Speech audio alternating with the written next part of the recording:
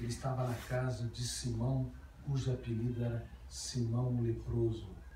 E o texto diz que ele estava relaxado à mesa. Você só relaxa à mesa quando você se sente bem na casa de alguém. Senão, você mantém a postura ética alinhada.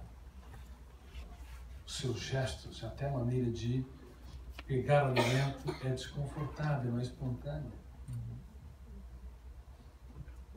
Isso, para mim, que foi um dos maiores ateus da história, ao pesquisar sobre a formação da personalidade dele, a maneira como ele treinou os seus alunos, me impactou de forma sem precedentes. Sua mãe foi mais incrível do ponto de vista humano do que as pessoas imaginavam. E ele, na formação da personalidade, foi muito mais notável do que a ciência imaginou, do que as religiões imaginaram.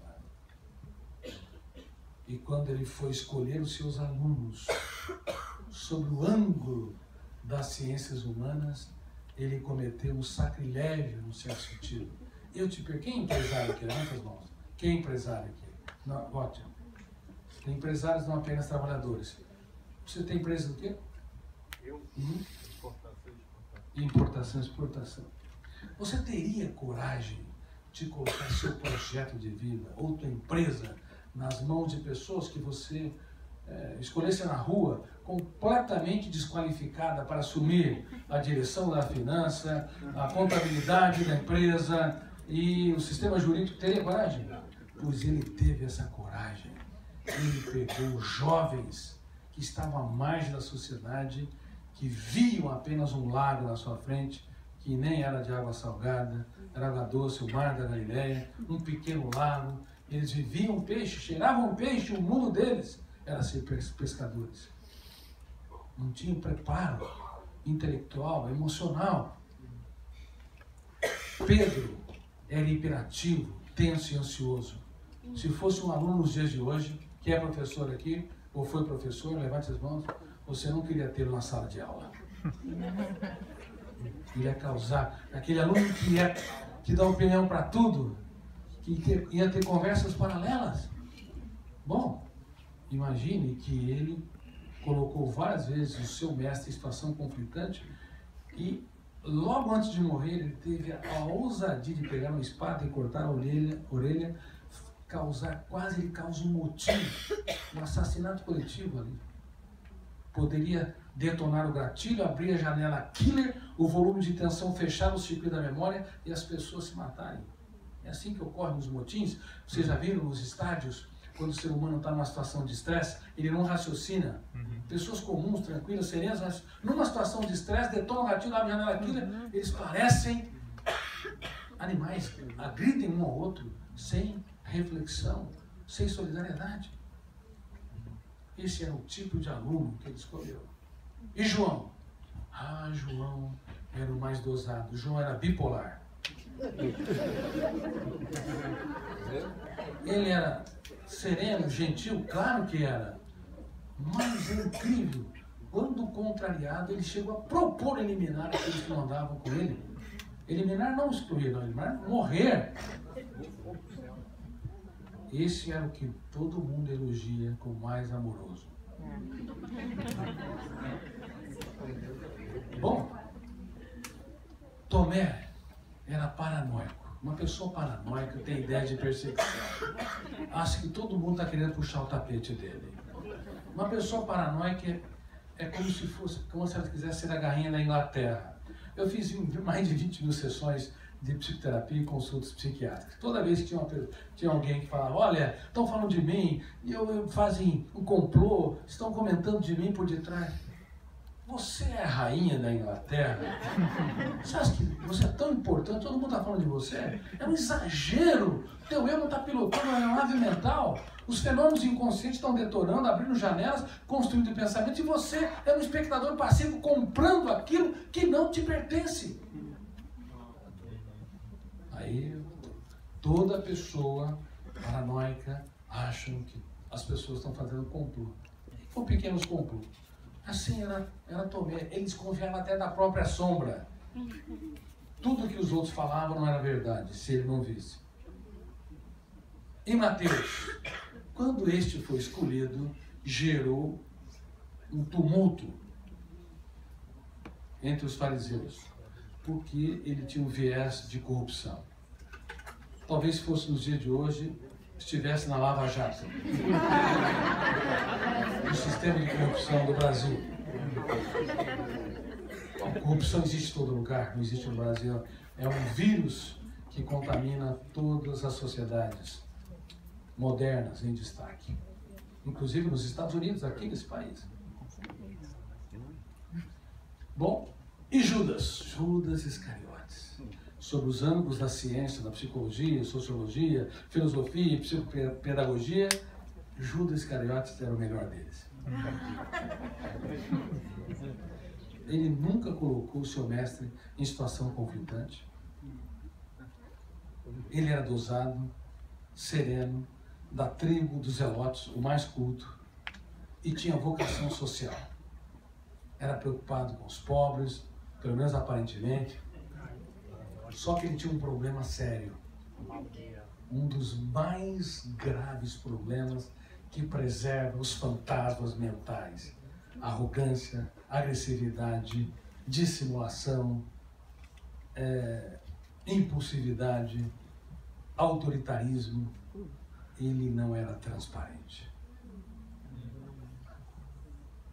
Ele vivia um personagem. Ele não mapeava os seus fantasmas emocionais. E toda pessoa, como ele diz, que não é capaz de esquadrinhar as suas mazelas, arrasta os seus conflitos ao longo da sua história. Ele não fazia uma técnica moderníssima que de alguma forma o mestre dos mestres ensinou para os seus alunos. E hoje nós utilizamos de maneira mais sistemática porque percebemos que ela é uma técnica que foi utilizada pelos grandes pensadores da história intuitivamente, não de forma completa, mas pelo menos um braço ou um pilar dessa técnica, é chamada DCD, duvidar, criticar e determinar. Duvidar, a dúvida é o princípio da sabedoria na filosofia, a crítica é o princípio da sabedoria na psicologia, e a determinação estratégica é o princípio da sabedoria na área de recursos humanos. Você deve duvidar todos os dias de tudo aquilo que te controla.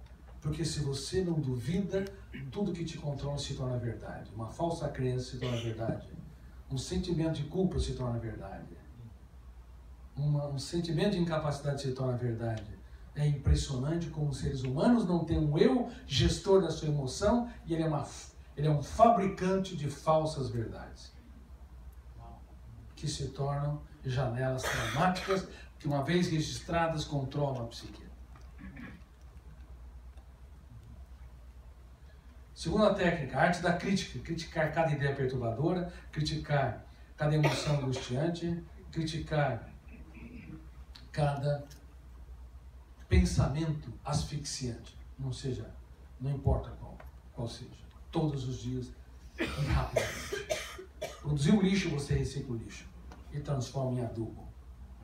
Eu duvido que eu não consigo me superar. Eu critico cada ideia perturbadora, eu critico meu sofrimento por antecipação, eu critico a ruminação de perdas, mágoas e frustrações.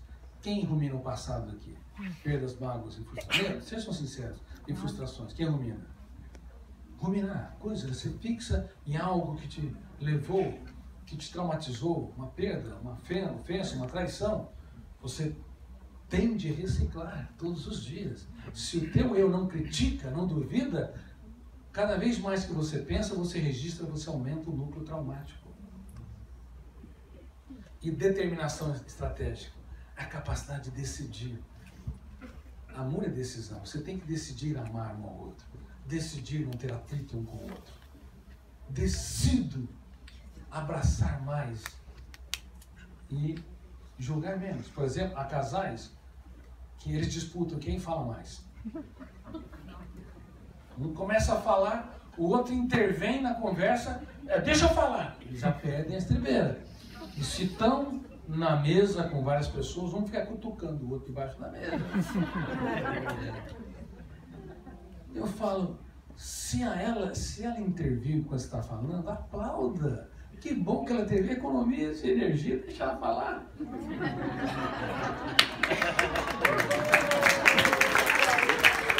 E vice-versa, se ele está falando e interviu, deixa ele falar, relaxe.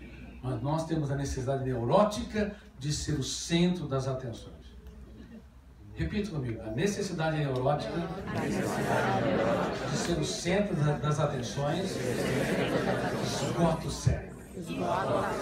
E os casais. Bom, queridos amigos, é muito importante a técnica do DCD, duvidar, criticar e determinar. Amor também é decisão. Você decide brigar menos.